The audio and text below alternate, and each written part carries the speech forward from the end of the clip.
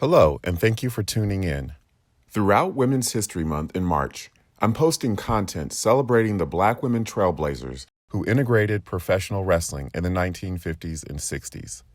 I made a documentary about these courageous women called Lady Wrestler, and it's available to watch on Amazon Prime Video. The following is a clip from the documentary that chronicles the boundary-breaking achievements of Babs Wingo and Ethel Johnson, who were sisters and along with their younger sister Marva Scott, were the first Black women to integrate the sport of wrestling in the 1950s. Here's a look at how Babs, Ethel, and Marva made history, paved the way for female athletes, and changed the landscape for women in sports forever. Babs and Ethel soon distinguished themselves from the pack. In 1953, Babs wrestled World Wrestling Champion Mildred Burke before a crowd of nearly 9,000 fans in Kansas City in what was billed as the first interracial championship.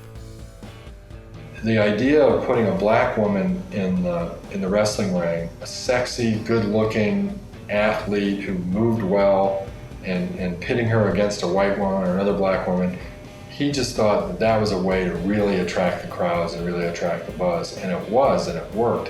When executing often dangerous wrestling holds, Babs and Ethel showed amazing skill and ability.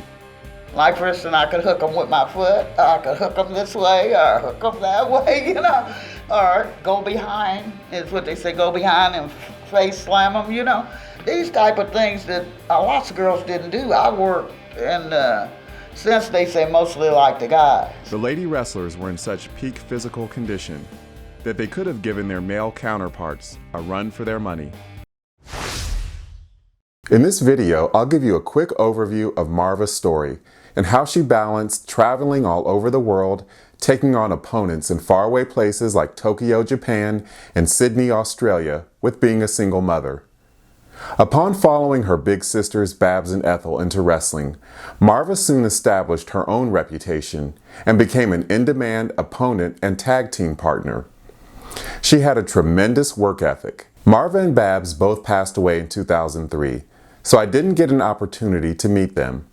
But I did have the honor of interviewing Ethel, as well as Marva's daughter, Kim Martin, her son James Black, and her grandson, James Black Jr.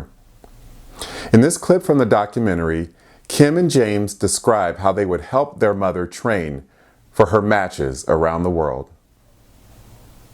She had to be physically fit. She would ride her bike, ride my brother's bike, do cartwheels. My mother was serious about, when she would wrestle, was serious because she wouldn't want to be hurt by doing something wrong. So when people ask, is it real? Yeah, you can really be hurt. You really can. So everything has to be in order. In preparing for the ring, Marva enlisted the help of her children, as her son Jimmy recalls. But she used to work out on me quite a bit down in the basement. She used to work me over. Wow. Like I said, I was all over that basement flying. If you like this video, please leave a comment, share it, and subscribe to my channel.